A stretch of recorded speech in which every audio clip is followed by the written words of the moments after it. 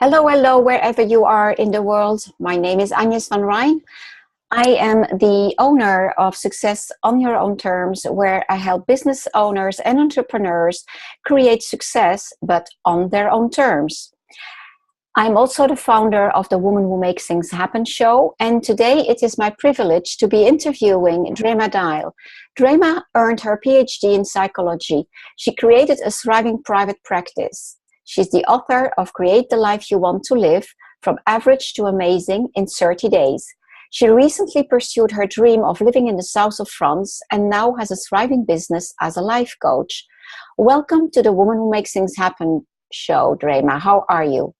I am great, Agnes. Thank you for having me. I'm so pleased to have you. You were on my list for this show for quite a long time already. And I do remember that I had asked you a first time already, but I think if I remember well that was when you were packing for France, or more or less. Yes, it was. It was at that time where everything was in boxes around me. And you were not ready to do an interview surrounded by boxes. I was ready to move. That was my intention. Yeah, so obviously I know your story, but the listeners don't. So tell us more about it. Well, my partner and I love to travel, and one day we were somewhere, I don't remember where, maybe Portugal, and we looked at each other and said, why can't we do this? Why can't we figure out a way to live where we want to live? And so we started exploring ways, and I was interested in coaching at that time, and so started connecting with people and finding out more about other psychologists who would turn to life coaching, and discovered that if I became a life coach, that I could also be location independent. Mm-hmm. Because as life coaches, most of the time we're doing our work via phone or via Skype, and so voila, I could be location independent. So we started looking around. We found this lovely place in the south of France, Aix-en-Provence, and decided that was it. And so we set out with a 2-year plan on getting from Austin, Texas to X, and here we are 2.5 years later. We've been living here now for 7 months and absolutely love it. Had some challenges just learning to, adapt to the culture and learning to speak French all over again, but it's been quite wonderful. I definitely can imagine that. Well, you know that to that extent we have a similar story, because you and I moved to a different country almost at the same time. I moved 1 month later than you did. And so, yeah, it is a thrill, and it is adapting to a new culture. And well, in your case, it was also getting used to a language again, which in my case was different because I'm speaking English all day long, in fact, in the work I do. So tell us more about the background, because it seems, of course, seen from the outside, just an easy decision. I decide, I make a plan, and I decide to run it over 2 years, and then I just go, and it's a success. So life is not always easy. I know you've had some challenges also, and I'm all about this concept of how we can reinvent ourselves, whatever age, and that it's not about what life is throwing at us that matters, but how we react to that. And right. I know you're definitely a person like that. So tell us more. Well, when I first started considering becoming a life coach, a lot of people in my psychology community were like, you're crazy. Why would you do that? And part of that is just the perception of life coaching from a psychology background. And I decided that in exploring it, I just discovered there were so many women who were so successful in doing it on their own terms. And I thought, I want to do that too. But it was difficult because I had a great practice in Austin. I loved my clients. I loved seeing people in person, and making the transition to the online world was actually a really steep learning curve. Just this whole idea of, in psychology, as a psychologist, we don't talk about ourselves a lot. And in coaching, coaches are more transparent and talk about themselves more. And so learning how to do that, for me, felt like a real struggle. That the struggle to become visible felt very tangible and very something that I sort of worked on every day in terms of what do I tell about myself? Who wants to know this? And really having to grapple with the idea of visibility. And there were also challenges too, just in terms of becoming somebody that other people wanted to be coached by. I knew how to be a psychologist, but I didn't know necessarily how to present myself as a coach.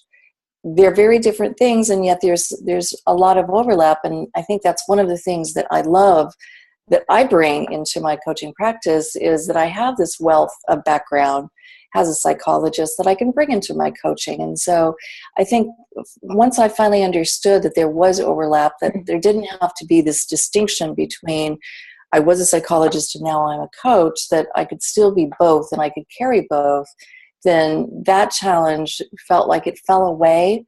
And I really sort of understood it's okay to be visible. It's okay to talk about myself, and it's okay to share that I've had struggles too in a way that I didn't before.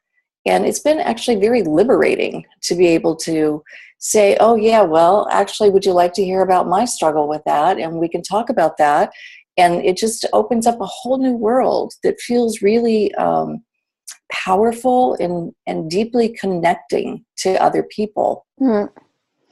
I love that you talk about visibility also, and I'm just realizing that that is a topic that hasn't come up that often in this show. People do not often refer to it, and it is true that if you want to succeed in the virtual world, you better be visible, obviously. Right. And I came to the conclusion something like probably a year ago by now. Well, in essence, when I decided to move this show from a radio show into a video show. So it is 1 year ago. Now I remember. Okay. And it had everything to do with visibility, because I suddenly realized that I was trying to be successful in the virtual world, but I was hiding all the time at all type of levels. Yeah. And I made a very clear decision then. I am going to be visible. This is not okay. And I remember that I followed this visibility challenge with our lovely Sandra Pilarczyk, and it made all the difference for me, because all of a sudden I authorized myself to be visible, and that led into everything you're referring to, belonging to multiple groups, etc., where you end up trying to copy the others, etc., and right, comparing it yourself to other doesn't work. And the word you are using, liberating, is exactly that. Is that I now feel very aligned, because I'm authorizing myself to be who I am and to share that story. So I love that you're referring to all of that, because it helps others to hear that they're not alone and that others are experiencing the same, because I'm sure that your clients do the same. They think they're the only ones experiencing whatever it is that they're experiencing.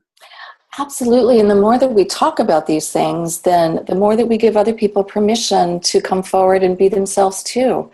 And that's when I think that we're able to really connect with each other in a very meaningful way, is we drop the mask, when we drop the pretense, and we just show up as who we are. Then we're like, oh, okay, so you're actually pretty cool. You and all your flaws, I like that. Because that means if I let you have your flaws and you let me have mine, then we're more powerful together. Absolutely. And I think that's one of the things that I like about the show that you're doing, is sort of letting people hear different perspectives on how to make success on your own terms. Absolutely. It's such an important concept, and yet if we're busy following what so-and-so is doing because she's successful, that's not necessarily going to work for us. No, absolutely. Absolutely. And so another question that I've never asked on this show, because I always say that I help people create success on their own terms, and then I add whatever success means to you. What would be your definition of success? I think my definition of success, people automatically assume success is always financial, and financial is certainly a piece of it. But I think for me, success is, at the end of the day, when I look at what I have accomplished that day, it usually comes down to the people I've connected with. Mm-hmm. Because those people are the people that are really working on trying to make their lives different in whatever fashion. And so when I've been able to be a part of that, when I've been able to reflect something back to somebody, it just feels so wonderful. And I think that's my success. That just feels connecting and meaningful, and kind of like at the end of the day, I get to say to myself, you made a difference. Yeah. And that feels good. And that feels very good. Yeah, absolutely. I'm really on a mission to help as many people as possible to live their life to its fullest potential, to authorize themselves to take charge of their life and to make the difference for themselves to start with, and then Exactly. with role modeling and the power of the ripple effect, it will have an influence on others anyway. So yeah. Truly. I love And it. one of the things that I work around a lot with people is the idea of confidence, Mm-hmm. because there's such a lack of confidence in so many women, and it just breaks my heart sometimes to see these really wonderful women who don't know how to acknowledge themselves.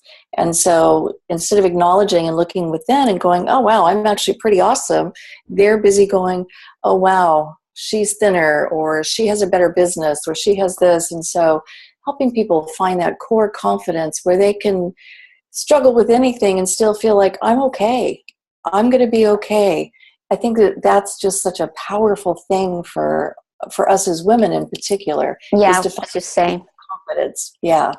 it's really something that a lot of women struggle with, and authorizing themselves to just be themselves and not be there for others only. Yeah, that's Yeah. that's really a key. And for the listeners, I can definitely testify that Drema is great at what she's doing. I don't remember how long ago it was, but I had a session with you and it really made a difference, talking about confidence then. I don't remember exactly where my lack of confidence was at that moment, but I do remember that you did help me and did make a Oh, difference. that's great. That's nice to hear. So let's go back to because there are so many women that have this dream of doing whatever it is that they want to be doing, and for an increasing number of women, one of the options is to create their own business, Mm-hmm. and in particular in the virtual world. So you did mention the fact that is challenging. What did you find most challenging, and what is it that you would recommend to women if they wanted to go that route? I am not a real technologically minded person. And so I kind of struggled with the different technological aspects of it. But I think that that's me. That feels personal to me. That's not something that generalizes. And if you're struggling with that, what I discovered was there are times when it's better just to hire somebody to do it for you. So that's one thing. If you don't have the money, that's okay. The other piece is around visibility. And I think it's the visibility piece that it helped me really become successful in the online world. Because initially I would, as one person pointed out, she said, I see you saying nice things to everybody online, but I never see you posting. I was like, oh, I thought I was being visible just by saying, hey, good job. I had that as well. I do remember. And so just learning that, put your ego aside and let people know who you are, and people will find you. Not everybody is going to be attracted to what you're putting out there, but there are people who will find you. And one of the things that I talk with in my coaching practice with my coaching clients all the time is, you might post something 20 times and you don't know who's seeing it. I've had people come out of the woodwork that I've never had an interaction with, and they'll contact me and say, I've been watching you for months. I love what you're doing. And I'm like, oh, wow. And so there's something there that sometimes people don't comment, people don't like, but they're paying attention. Mm. And you never know who you're helping by telling a particular part of your story or putting out a tip, something that you discovered worked for you. I think that's the biggest part, is just putting your ego aside, putting aside that fear that you're going to be judged or labeled or misunderstood, and just doing it anyhow. It's funny what you say, because my last three clients, seen from my end, came out of the blue. I had no idea. So they told me afterwards, but I had no idea where they came from. And it's exactly what you're describing. People Right. just observing you, and you don't know they're there, but they're there. Yeah. Exactly. Yeah. And I know that there probably have been times when I've read somebody's post and it resonated with me, but maybe I felt vulnerable at the moment, and so I didn't respond back. But I know it made a difference for me. And so I'm just working on the assumption that somebody out there is going to pick up my message, and maybe it'll change their day. So if we come back to aspects that are, I would say, quote unquote, more down to earth. So I was almost going to say, one day you wake up and you want to be a life coach. No, that's not how it works. Let's assume that one day you wake up. So how do you approach a project like that? Because it's a project. Because quite often women will have this idea in their head and they just don't know where to start. So how did you do that? I started looking online for where I could get some training, where I could find some like-minded people who were also sort of where I was. I didn't want to put myself in groups where people had been doing this for a long time, because I thought that might be daunting. So I think you and I actually initially met in the CCC group. Yeah. And that was part of, with Becky Dixon, with her group, learning sort of the basics in terms of how to approach your business, how to put something out there, how to write your copy, how to think about what an ideal client was, how to think about my own strengths and what I would bring to this. And so I think that was really helpful. And then just talking to other people to find out what they had done too. And so just having informal conversations like this one, in which we just sort of talked about, gosh, this isn't working for me. What have you found for yourself? And also hiring coaches along the way, being very clear that I needed to have people who had gone ahead of me to help me get to where I wanted to go. And so all of that has sort of really helped me feel supported. I think it's really important. Yeah, support is, yeah. Yeah, you don't want to go this alone. You want to have either a group of like-minded people that you trust, or have your own coach or mentor as a way of just having a net under you. I think that's really, really important. Yeah, feeling supported. Feeling supported is really a key. So surrounding yourself by like-minded people, also because it's not systematically the case, but quite often I hear it very often with the people I'm interviewing, the women I'm interviewing, or even the people that I'm working with, is that they are not always surrounded by people who understand why they want to do what they want to do. Whether it is about becoming a coach or not. In our conversation here, it happens that we're both talking about coaching, but obviously setting up your own business is not only about coaching. It can be other things as well, whether it's service-based or product-based. But people don't always understand why you want to change, and taking what they perceive as being a risk, etc. So being surrounded by energies that end up being negative for you, in fact, the way to counterbalance that is to be in circles where you feel supported by like-minded people. Right. That's really essential. Yes, I remember that a few years ago I was living in France in a very small village, and on top of it, in France, the view of coaching is very different. They tend to be 15 years behind. It's more pure academic coaching, etc. It's not the Anglo-Saxon approach to coaching. And so typically someone like you would have a hard time coaching, because they would not accept your psychology hat. So that being said, so I felt very isolated, and I did find all the support I needed online by approaching like-minded people. And that made all the difference for me. Yes, definitely. Mm. Well, it's so important because I think so many people sort of question, and I got this some from my psychological community, but not so much from friends because they understood I had a bigger goal than just becoming a coach. I wanted to be location independent and be able to help more people. But, when people don't understand, they can sort of put some negative energy around that and not be supportive. So you've got to have people that you can just say, can I get a reality check here? Am I crazy for wanting to do this? Do I have permission to pursue my dream? Yes, That's such a big one. Please do. Yes. It feels so good when you're aligned with what you really want to do. It makes Yes. such a difference, such a difference. It really does. Instead of dreading going back to work after being on vacation or dreading, oh no, it's Monday again. It's such a joy to look at your calendar and think, oh, I get to connect with these wonderful people today. How lucky am I? It's just such a great feeling. Yeah, absolutely.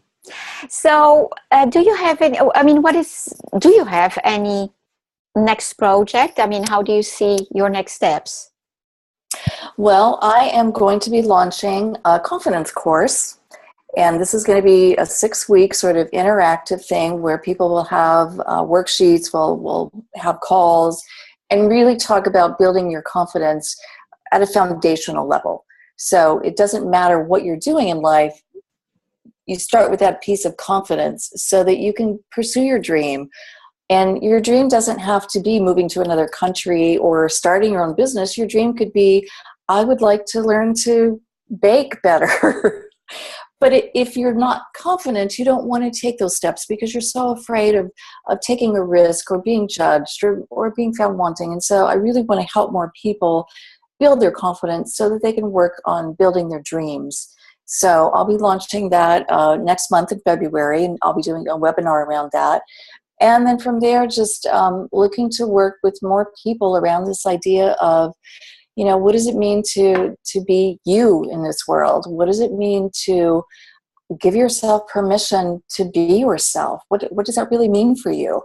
And just asking, some hard questions and being willing to sit with people while they're answering some hard questions. Mm-hmm.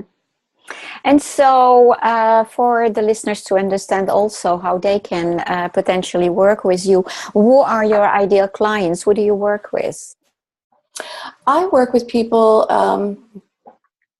they're usually overachievers. And what I mean by that is if you look at their resume is very full, it's very impressive, but they still lack a sense of fulfillment. Mm-hmm. And because from the outside it looks like they have it all, they feel guilty that they don't feel fulfilled, that they don't feel satisfied.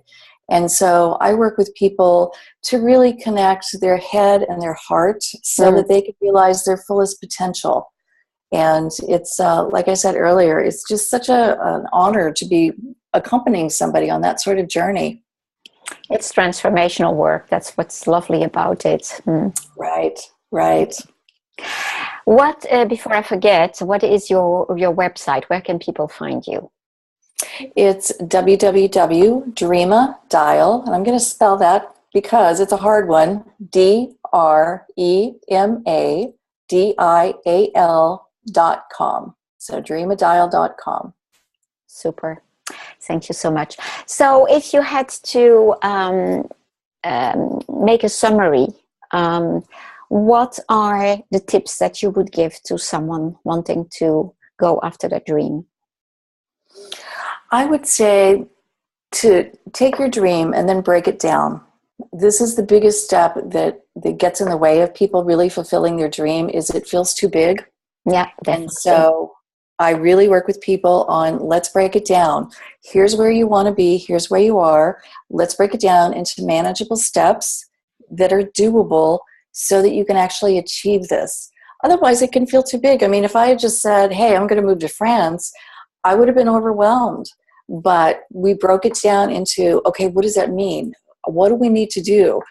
How much money do we need? What has to happen next? having steps to follow allowed us to achieve our dream. And that's one of the things that I'm really good at is let's take the big picture and then let's break it down and make it doable so it's achievable. I don't know if the colors are okay on screen, but your background seemed to be gray, which makes me think that I always say to my clients, don't try to swallow an elephant. That's actually it. So that's exactly it. Seeing the elephant in your background.